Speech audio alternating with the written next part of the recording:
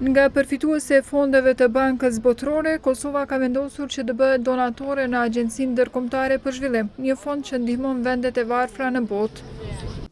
Zëvendës presidenti i Bankës Botërore për financimin e zhvillimit, Aki Konisho, në një konferencë për media të hënën me ministrin e financave Hekuran Murati, tha se kjo është një dëshmi për qëndrueshmërinë e Kosovës në skenën ndërkombëtare. Ky kalim nga përfitues në kontribues është një rrëfim i rrallë dhe jashtëzakonshëm i cili flet për qëndrueshmërinë, vizionin dhe përkushtimin e palëkundur të Kosovës ndaj progresit. Vendimi juaj për të kontribuar në IDA 21 fuqizon objektivat tona të përbashkëta, zhdukjen e varfërisë dhe ndërtimin e shoqërive të barabarta. Ai na sfidon të gjithëve të rishpikim atë që është e mundur, kur vendet ndjekin rrugën e tyre me vendosmëri. Kosova deri më tani ka përfituar 376 milion euro nga Banka Botërore përmes marrëveshjeve të nënshkruara dhe të ratifikuara në Kuvend.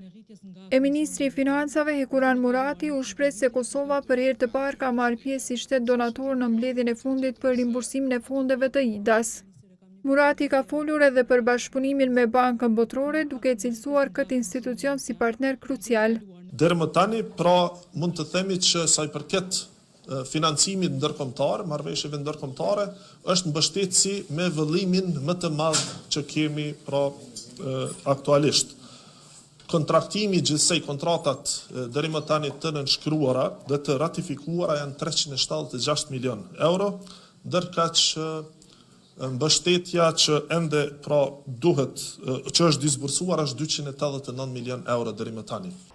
Ministri i Financave ka theksuar se me këtë institucion janë duke punuar edhe për marrëveshje të tjera që ndërlidhen me tregtinë, transportin dhe lehtësimin e rritjen e eksportit.